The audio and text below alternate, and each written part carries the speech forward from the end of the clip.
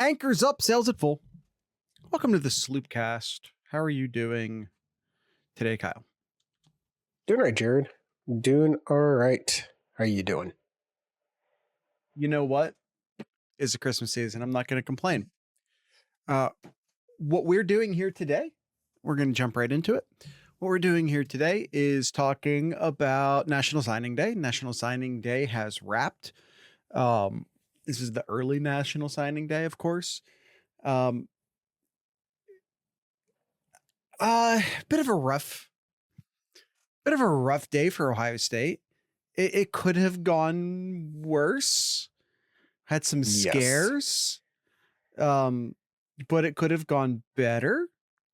Lost a wide receiver to Oregon, lost a running back to Miami. We knew Lyle was gonna go.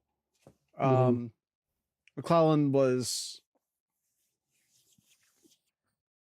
that rumor was out there, but it didn't feel like a certainty. So that one sucked when it happened. The good news is that despite a lot of reporting otherwise, Ohio State did end up with Edric Houston. A lot of us woke up Wednesday morning hearing that Edric Houston was absolutely gone to Bama. And I think some crystal balls came in. And, but then he didn't sign, then he didn't sign. Then late in the day, it was like, okay, he actually is coming to Ohio State. So it kind of felt like he flipped and then he flipped and then he flipped back. Mm-hmm. Well, even if it was all happening behind the scenes. That's off to Bill Kurelic, though. That's off to you, good sir. Hey, but yeah, that was a big scare because you already lost one of your gems in the defensive line already earlier in the recruiting cycle with Scott. Yeah. And then losing Edric Houston would have just been, Buckeye Nation was already just ready to start just lighting torches. Yeah. Already. Yeah, people were ready to fire Larry Johnson over that, and when I say people, I mean fans. I don't mean Day and crew. Yeah. But 18, Zach, I believe the class is currently sitting at 20. 21. If that's what you're talking. Well, is the long snapper signed? No. Not according to 24/7, but maybe 24/7 just hasn't updated that. I'm not sure. Okay, yeah. So there's 20 signed. Yeah, 20 signed. One of them is the long snapper, Evans. So 20 has signed. And then if Evans has signed, he's at 21. But like I said, 24/7 currently says he hasn't. I don't know if he's gray shirted or maybe they just haven't updated his profile. I'm not sure. Not sure, but it's a good class. It's a really, really good class. The guys who showed up, I feel great about. Even the guys who you look at who maybe aren't ranked super high. Yeah, it's Jared just said, it's a really good class. It's average per recruit, just under 93. It's 92.92. So really, really good class. Just the one thing that I'm really just questioning here is the amount of commits. I know that sometimes you try to maybe put all your eggs in one basket here, and hopefully you get those good eggs there. And if not, then your class, your recruiting class here is a lot smaller, because you look at the top commits here. Georgia has 28, Bama has 25, Miami has 27, Oregon 26. Yeah. Oklahoma had 28. Like, they're up there. They have a lot of recruits, and then here's Ohio State with 20. Yeah. 21 with the long snapper, but it's just like, I know there's a lot of a lot of people are talking about like Ohio State needs to start recruiting more because of knowing how many people are going to leave in the transfer portal. I mean, we saw, gosh, how many are in the transfer portal right now? How many Ohio State has lost, and they're not getting that many back from coming in from the portal as well too. So Ohio State is going to be currently 17. lacking the numbers.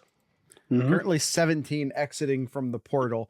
And for what it's worth, and we've talked about this already, so I'm not going to go into super big detail here.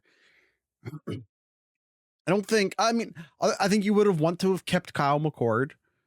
Obviously, I wouldn't have guaranteed him a starting spot, but I would have want to have kept him. And like, I would have liked to have had Fleming back. Any of these, a lot of guys I'd like to have back, but excuse me. No offense to any of the Ohio State kids who went into the portal. None of them were for sure starters next year. Fleming probably would have started. McCord could have started. But I don't see any bona fide starters. And quite frankly, I look at Ohio State's roster currently, and depending upon who comes back and who doesn't come back, Ohio State has a lot of fat to trim off of the roster still. I think there's a lot of guys who could potentially see their way out. So depending upon where Ohio State supplements in the portal and who they can convince to come back, you're going to see a lot more transfers. Ohio State's not done putting players into the portal, and it's not a bad thing. Yeah, but that depth chart is really starting to really thin down, though. Depends upon the position. There are positions where it can be pretty comfortably thinned. It can, but that 85 scholarship limit is Ohio State will be, I think it will be well under that when it's all said and done. Again, I think that depends upon who does and doesn't leave and who, they get via the portal. They're not doing great in the portal right now. They've swung and missed on a couple. That's an understatement. That's an understatement, Jared. Not doing great. They're doing terrible. Just call it what it is. They're like, well, they're not. Two of the offensive tackles that they were wanting to get out of the portal ended up just taking their names out of the portal. They ended up staying where they are. They do lose out on Elam's Orr, who went to TCU. They do miss out on the safety Ramsey, who's going to USC. That sucked. That one hurt. I think Ohio State could have really used a starter at the safety position. As Proctor's leaving, and I'm hearing that Ransom's going to leave, although that's not confirmed. And it sounds like Sonny Styles is not going to be playing safety next year. It's a lot of names ticking out of that safety room. Yeah. So I don't know. It is. But we'll do a depth chart. We'll do a depth chart prediction sometime in January. This isn't what we're doing here today. Yeah. But I'm just saying, yes. like, even if as to Kyle's point, there's not enough players in this class. But I also don't think there's any I don't think there's any fat on this either. Like, it's a very lean class. And I say that not just as a way of saying that it's small. I'm saying that in that I don't think, and of course, like, who knows, right? Players bust, like 5-star players bust. You never, ever, ever know. You don't really know how good a class is until like the end of their sophomore year. But I don't see any fat on the roster. This is a lean roster. Leroy Roker is the lowest rated guy, and he was a guy who just didn't flash until his senior year. Ohio State was able to get in there and snag Leroy Roker. Sam William Dixon is not a highly rated guy, but he's a Pickerington kid, and he is, one of the reasons why maybe he's not ranked super highly is because he maybe doesn't fit super neatly into the running back box. He's a versatile, dare I say, Curtis Samuel-esque player. We don't necessarily, he doesn't fit, like I said, he doesn't fit neatly into the running back box from an eval standpoint. The Armstrong twins are like the next lowest guys. By the way, they're both being marked as tackles now. One of them was being marked as a slash. But they're both being marked as tackles now, not super highly ranked guys, from a national standpoint, but I love them. I think that they're going to be fantastic. Ryan Day had some incredibly nice things to say about them as well. This is from Tony Gerdeman. The Armstrong brothers have great work ethic. They improve year after year, week after week. I had another one here for them. I thought I'm not seeing it right away, but yeah, I really like those two. I do like that they're considering both of them tackles now. But like I said, it's not a deep class. I would have liked a deeper class. And I do think Ohio State needs to reevaluate how they go about building classes in this modern era. I think that's a thing. And to me, it's focusing in on Ohio a little bit more. Again, sometime in January, I think Kyle and I are going to do a 2025 mock. And it's going to be part mock and part wishcast. It's going to be part me. I need to really reevaluate my 2025 mock to reflect what I think Ohio State should start doing and what I think they will start doing, but mostly what I think they should start doing, which is building a really solid regional class of Ohio kids, Indiana kids, PA kids, Michigan kids, and build a really solid class and then just try to sprinkle some guys on top. Mm-hmm. And it's going to be a big class too. It's going to be a big class. Kyle, this 2024 class, we did how many mocks in the year 2023 for this class? I mean, during the summer, we did one every month. Mm-hmm. Yeah. I projected this class at 28 kid. At 28. Oh. I don't know if I had a very consistent number as far as the mock went. I don't know if I was always trying to hit a specific number, but I think I always had it 27 to 29, maybe 26 to 29, somewhere in that area. And they finished with 21. And I never projected a long snapper into the class, so 20. It's not a big enough class because what you can get in the transfer portal are starters. You can go get David Igbinosun. You can go get name your guy. You can go get starters out of the portal. You're Ohio State, you can go steal some starters out of the portal, which you're going to have a really, really hard time doing.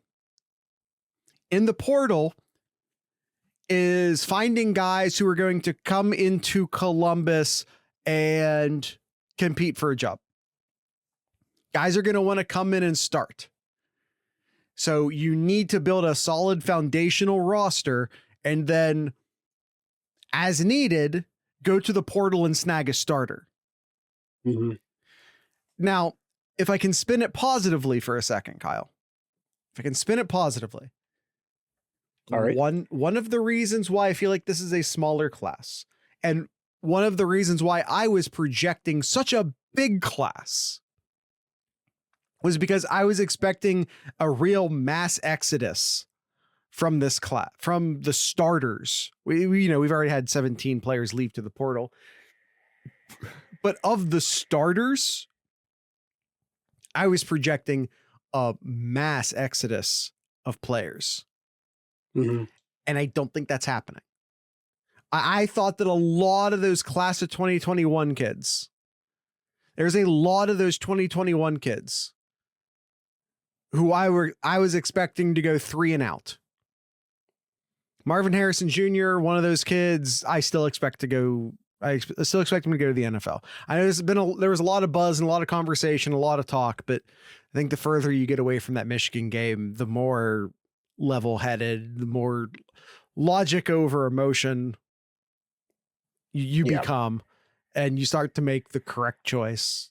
But yeah, the point is that I think that a lot of guys who I had expecting all year to leave, let's say Mike Hall, let's say Jack Sawyer, are guys who I would now, and I don't know anything. This is not breaking news here.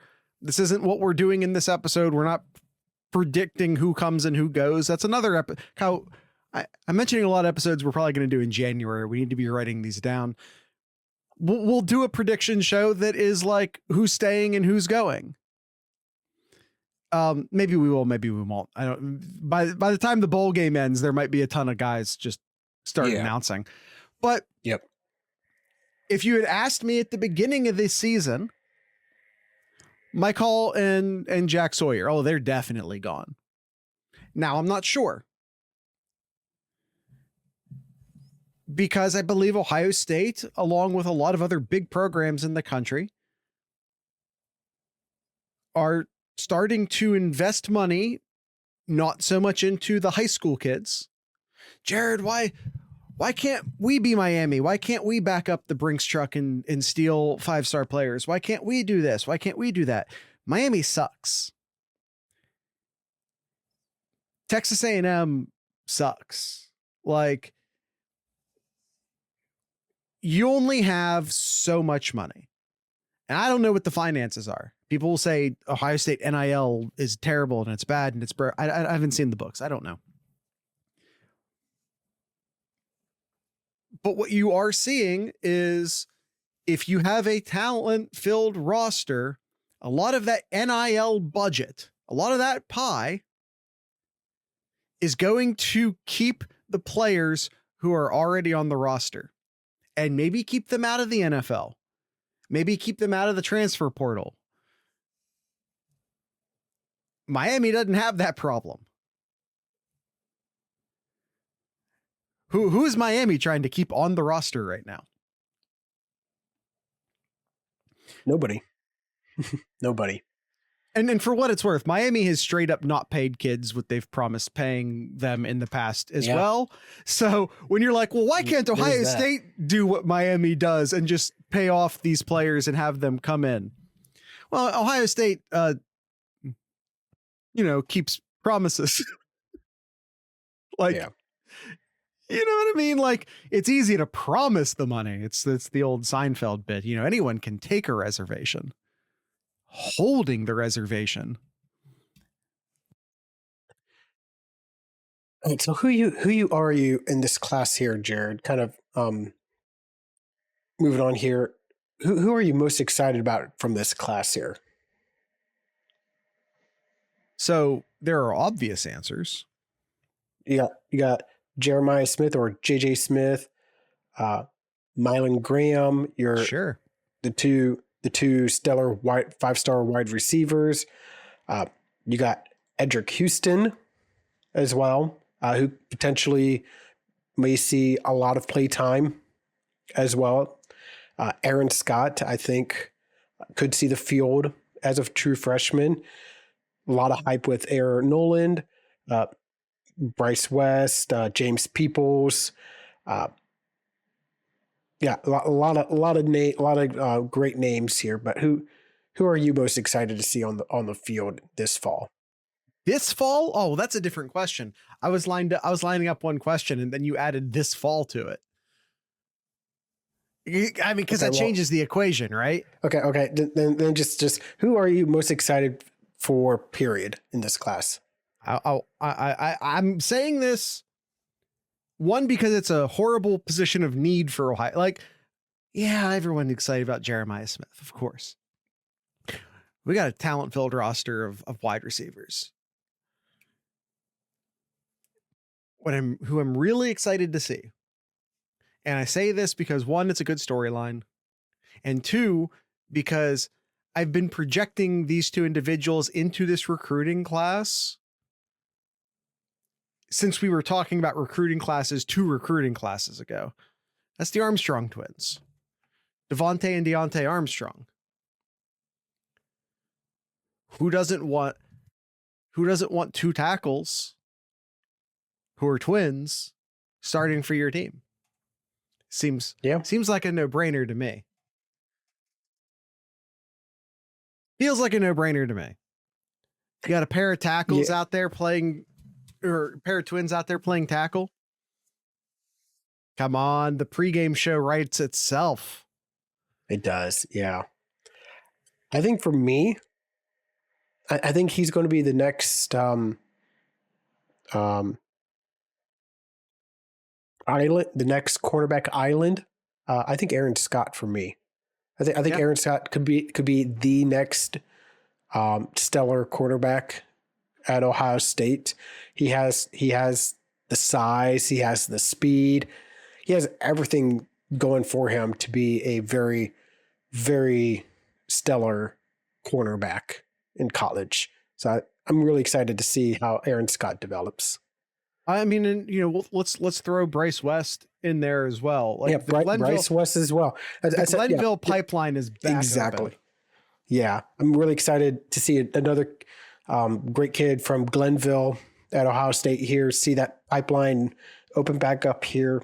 Yeah, hope the best for Bryce West, which means a lot for He's not the only Glenville. Not the only Glenville kid on in this class, Kyle. Tight end Demarion Witten, who again, but Jared, he's only a 3-star. He's only ranked 8. He's only ranked with a score of 89. He's the 16th best player in the state of Ohio, and he's the 27th best tight end in the country. How good? Yeah, just watch. He put a little bit more weight on him. And he's going to be a bruising tight end. Ted Ginn Sr. says he's a wide receiver, by the way. Well, we'll see. The size he has right now, 6'4", 215. Yeah, that's a wide receiver there. Yes. We'll see. Ohio State does only get 2 wide receivers in this class. So, hey, maybe that's your 3rd wide receiver. Maybe not. We'll see.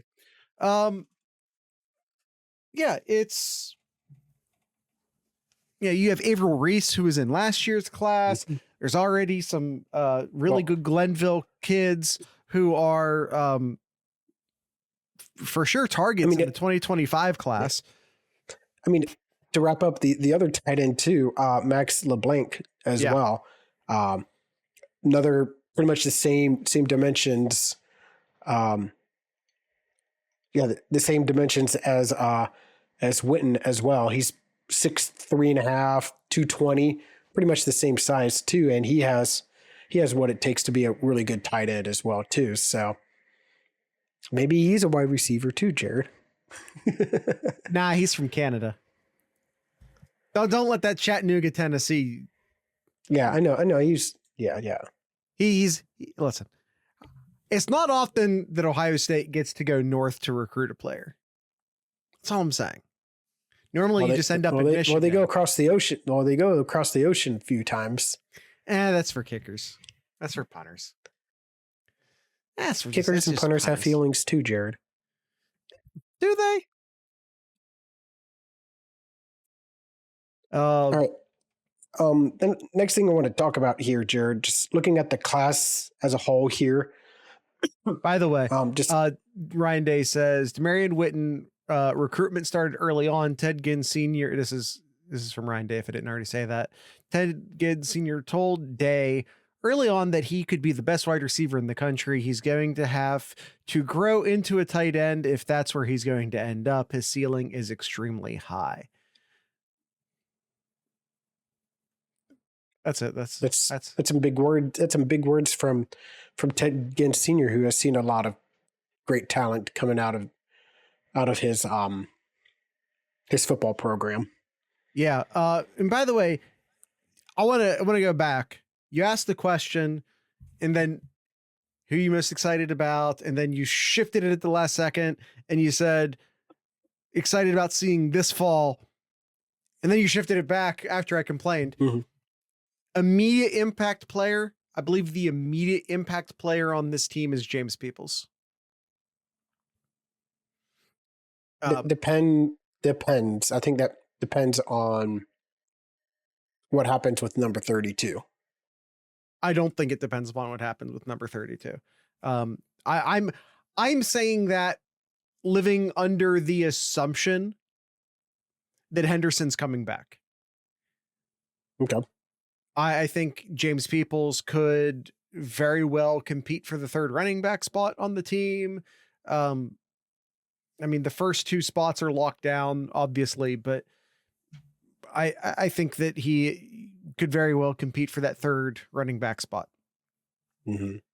One thing I like about James Peoples, Jared, it's a cool name. Yeah, it's a cool name, but so some great running backs that's come to Ohio State, and I don't think it's a coincidence. They do very well in the in track and field, mainly in the hurdles field. Is he from Piqua? No, he's not from Piqua. Oh, where is he? Nah, James Peoples is from San Antonio. Okay. No, he runs the hurdle. He runs the hurdles in high school. Okay. It's just that he runs the hurdles. Yes, it's just that he runs the hurdles. Like there's been you had me real confused. Really good running backs out of Ohio State that's run the hurdles, and he does pretty well too. So he's got to be good. Then he's got to be good. By the way, James Peoples won't compete for the third running back spot. He'll be the third running back. I forgot for a second. Ohio State doesn't have any damn running backs on the team.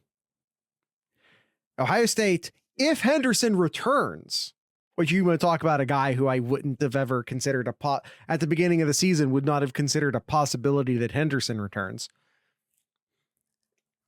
But even if Henderson returns, Peoples is the third running back on this team.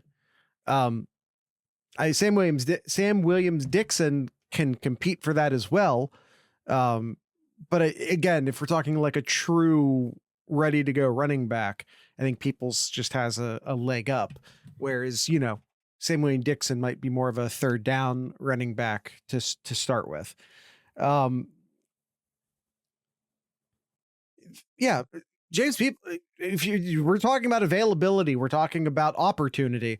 James Peoples is the absolute lockdown, immediate impact player on this team. I think the big thing that we're going to see as the next 3 or so years here, who's going to have a better career? James Peoples at Ohio State out of San Antonio, or Jordan Marshall out of Cincinnati, who decided to take his talents up north? Don't know. But both of them are very, very close rated to each other here. Don't know. Well, that's why that's. You want to talk about locking down Ohio, and of course, Ohio State Ohio State has messed up in the past and slow played Ohio kids and then missed out on them because they slow played them. It's not what happened with Marshall. I hear people say that. It's not what happened with Ohio State. Went after Marshall hard. He just decided to play somewhere else. You're not always going to win. You're not always going to win. Even the Ohio kids, you're not always going to win. Yeah. Yep. All right. So back to what I was about to discuss here, Jared. We mentioned earlier about expecting this class to be having more recruits in this class. Only ended up with 21 in here. Looking at here, one quarterback signed. Okay, that's normal. Two running backs, James Peoples and Sam Williams Dixon. Perfectly fine. Oh, hold on. Before, kind of. Two running backs would normally be just fine. You have to remember that they got 0 in last year's class, which is why the door is wide open for Peoples to contribute right away. Fair enough. Wide receivers were projected 3 to 4. We got 2. What was projected to get that third, but decided to go to Oregon instead. But I think 2 is fine. I think it's fine with the talent that Ohio State has already. Listen, this was bound to happen. Yeah. This was bound to happen. This is Brian Hartline being a victim of his own success. Look who is currently on the Ohio State roster at wide receiver. Now we expect Marvin Harrison Jr. to leave, but Marvin Harrison Jr., Emeka Ibuka, who we also, I think, kind of expect to leave. Okay, but even beyond those two, Jaden Ballard, Keon Grays, Kojo Antwi, Brandon Ennis, Carnell Tate, Noah Rogers, Bryson Rogers.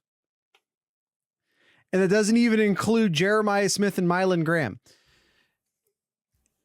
So you're looking at Jaden Ballard, Grays, Antwi, Ennis, Tate, Rogers ahead of you on the day one before you walk in.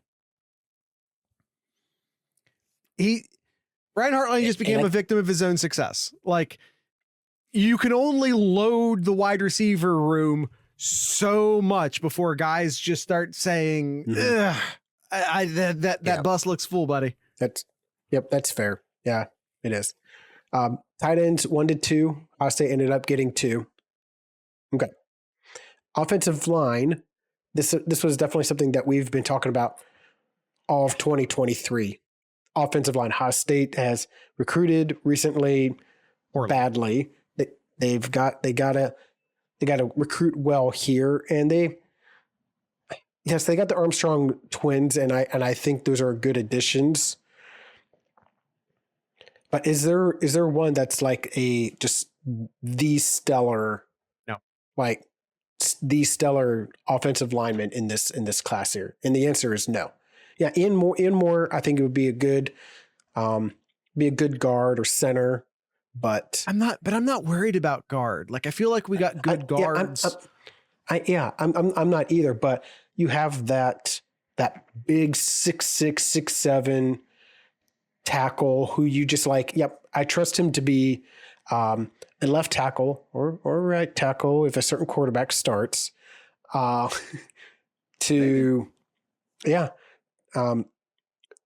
be there and be like, I'm not worried about him. I don't need to put in a tight end to help chip. We didn't get that in this class. I mean, they tried, man. They tried. I know they tried, but they missed. Yeah, but they missed, and that's and by the way, what we got to go off of here. We called it. We absolutely called it. Last week or last episode, we did our close calls episode, and we included a player. We included a player who we said, gee, we know you just committed to Colorado, but we're still going to include you in this close calls episode or closing calls episode. And guess what? He didn't sign with Colorado. He just did. Oh, did he? Yep, he just did as we hit the record button here. He has officially signed to Colorado. Oh, good for him. He put him up. Yeah, I think that's how that always works with Colorado, and Miami and Texas A&M. But good for him. I thought that he was gonna. I thought he was gonna carry that through to February. Good for him. There was heavy rumors he was about to flip to Maryland of all places. Hey, or Nebraska. I heard Nebraska too. You had Rayola trying to convince him too. Yeah, I know. Sure. Yeah, I know. Nebraska wasn't going to happen. Based off of comments that Seton, I don't know why I kept refusing to say his name, that Seton made. I'm going to say that Maryland made sense, but Nebraska didn't. I'm not going to go into why. But yeah, we'll see him in the transfer portal later on, I am sure. Kyle, Garrett Stover. We haven't talked about Garrett Stover yet. Cousin, of course, of Cade Stover. Yeah. Is he a safety? And just like his cousin, is he a safety? Is he a linebacker? Is he going to end up a tight end in a couple of years? Who knows? Yeah. Yeah. So linebackers, Ohio State ended up getting 2 in this recruiting class, which is about what we projected. I think the other areas that Ohio State missed was defensive tackle and defensive end. The defensive, really, both sides of the line here, offensive, defensive line. I think overall Ohio State missed. Yes, they kept Edric Houston, huge, absolutely. But I think as overall, Ohio State missed in this recruiting class on both sides of the ball, and that's something that they needed to improve on the offensive line mainly. But you didn't add to depth on the defensive side. You need to add additional elite talent on the offensive line. Yeah. You only got 1 defensive tackle, and Eric Mensah, who flipped for Virginia Tech, and then mentioned Edric Houston on the defensive end. And we were projecting about 2 to 3 for each of those positions. And Mensah isn't even necessarily a defensive tackle for what it's worth. Yeah. He's kind of a tweener.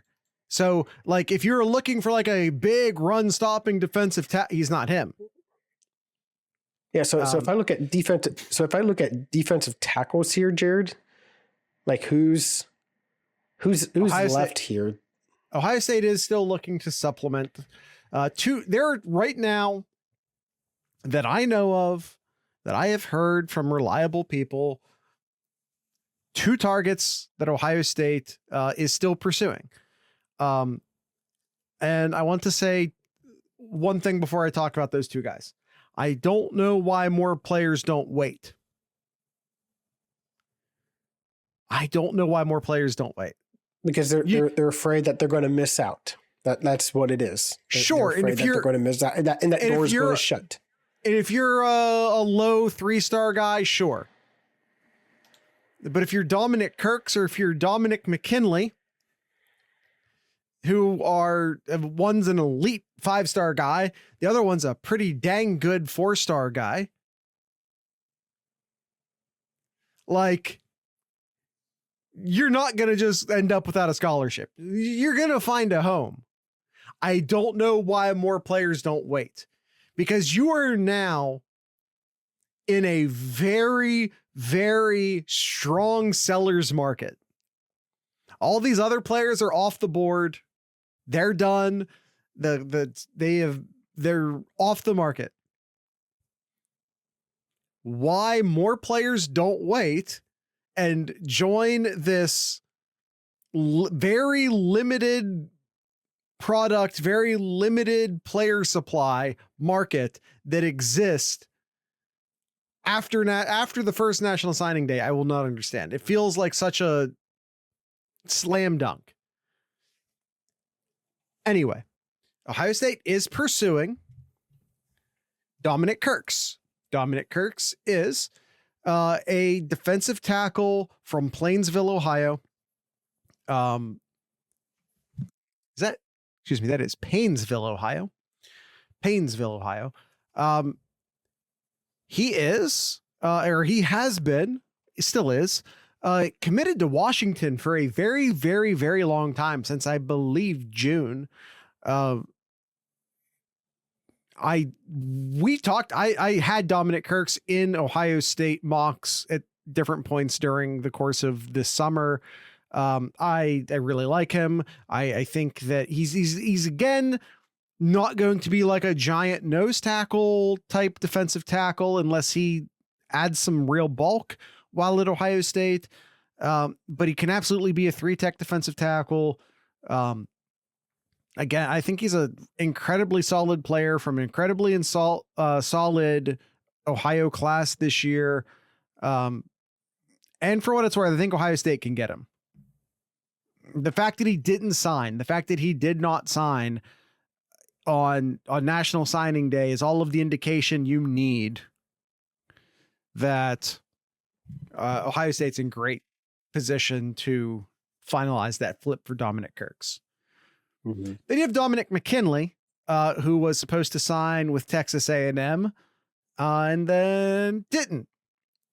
So guess what? He's now super hot shit because more players should test out this secondary market. More players should test out the secondary market. Again, it feels like such a no-brainer to any of the talent, like highly talented players. Mm-hmm. This would be an enormous achievement. He's a 5-star player. Like what else do I have to say? He very much will be a big nose tackle guy. As a high schooler, he's 6'5.5", 280.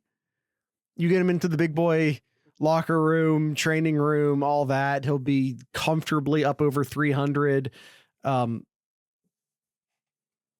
He's going to be an absolute stud wherever he ends up. But I hope Ohio State wins here, but I'm not going to hold out a ton of hope that it happens. Yeah, Texas is making a huge push here and is actually starting to trend more towards Texas way here, but we'll see. We'll see. All right, I think I'm scrolling back up here. So linebackers, we had Peyton Pierce and Garrett Stover. Corners, we're projecting a bigger class here, 4 to 5. Ended up with 3: West, Scott, Lockhart. I don't mind only going 3 here, especially the talent that Ohio State got because they got the 3 right guys. Correct. And then the safeties, they ended up getting 2, which I think I was fine with McLean and Rocker. But with recent things that we've heard the past week or 2 here, just some movements that may happen with the safeties here. It kind of they need a little concerning, but they needed 3 safeties. Again, if we look at the current roster, current roster, you got Carter. You have Ransom. If Ransom leaves, so let's just project Ransom as leaving. Yep. So you have Carter. Jod Carter, Malik Hartford, and those are probably your starting 2 safeties. Mm-hmm.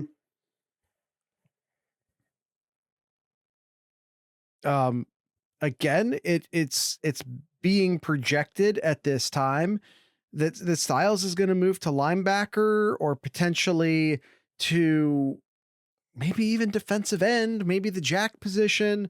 The point being is that it doesn't look like Styles is going to play safety.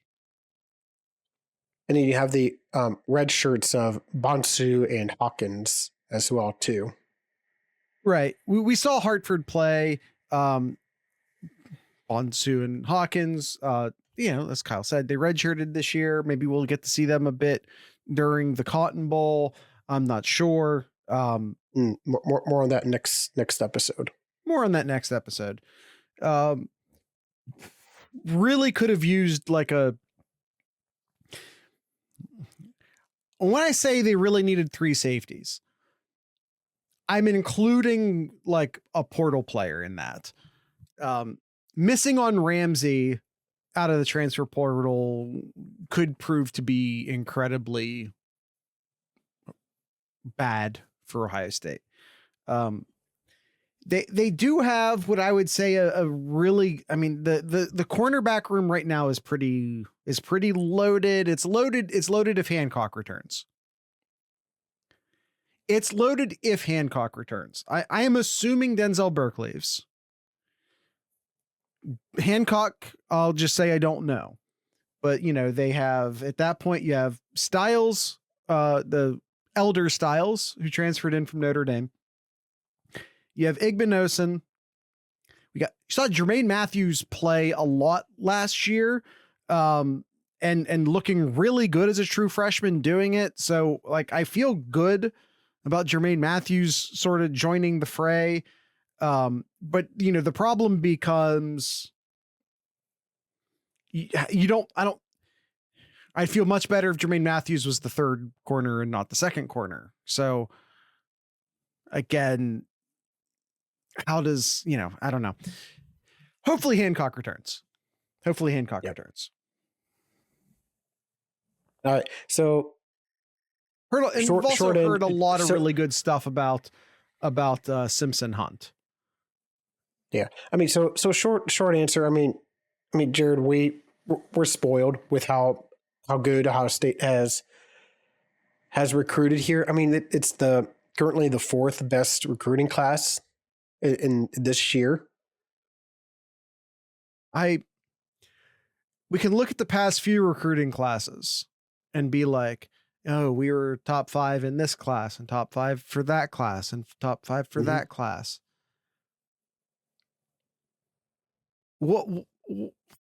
How much of that is being carried by the quarterbacks and the wide receivers? The problem becomes, and we can be like, oh, look, they have a great per average and they have a great, and the problem is that a lot of those numbers are being artificially bolstered by wide receiver talent who we can't get all on the field at the same time, who end up transferring out because they can't get on the field. And quite frankly, we haven't had a big name from out of state. That's an important qualifier. We haven't had a big name from out of state, a giant recruit from out of state at offensive tackle since Nicholas Petit-Free. And that's devastating. So we can talk about top 5 class, top 5 this, top 5 that, but when it's always wide receivers and it's always quarterbacks and you can only put 3 wide receivers on the field in a normal formation, and you can only put 1 quarterback on the field in a normal formation, it starts to not look as good as it could what be. about Donovan Jackson? I said at tackle. Okay. I said at tackle. Yeah. So it would have been Ohio State does not. I need to talk about the offensive line for a second. We project forward. If we can project forward for the offensive line a bit. Yeah. Ohio State loses 1 player off of the offensive line. They're returning 4. I pray to God. And by the way, we don't know if Jackson's returning or not. So it might be losing 2, returning 3. Hinsman will return, Fryer will return, Simmons will return. Jackson may or may not return. I expect him to return, but I don't know. Yep. Ohio State cannot go into September. What is September 1st? I don't know when the first game is next year. Just replacing the right guard and that's it. We can't roll with that offensive line again. I don't think just making them a year older is going to fix it enough. And quite frankly, I don't know if the answer is on the bench. I like Montgomery. I think Montgomery could be available. He's true freshman this year. I hope that he will age into a starting role next year. Eventually take over at tackle, maybe play guard this season. But in like my most idyllic, I would love to have seen, let's just say like Carter Smith or Chase Basantis, both of whom have taken their names back out of the portal and they're staying in Indiana and Texas A&M. Mm-hmm. Would have loved to have seen one of those guys or someone like one of those guys come in, play left tackle, which would move Simmons over to right tackle. And then you could maybe take Fryer and bump him inside to right guard, and, or, Montgomery take over at right guard.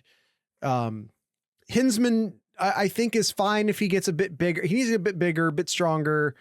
I think Jackson would be fine if he had the guys around him again. But we cannot, but bottom line is neither Smith nor Basantis did come in, and maybe there'll be someone else. Maybe there'll be someone else that you can get, but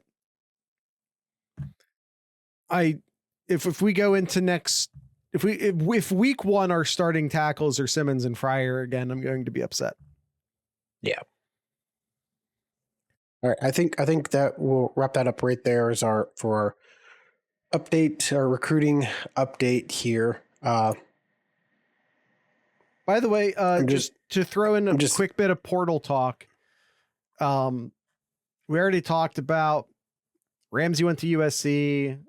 Caleb Elam's Orr went to TCU. Basantis removed himself from the portal.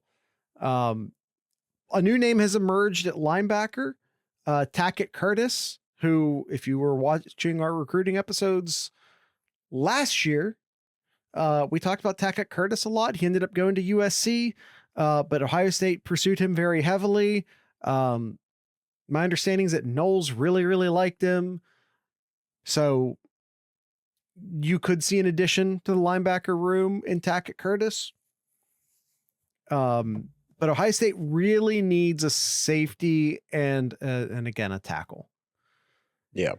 Ohio State really needs a safety and a tackle out of the portal. Yeah.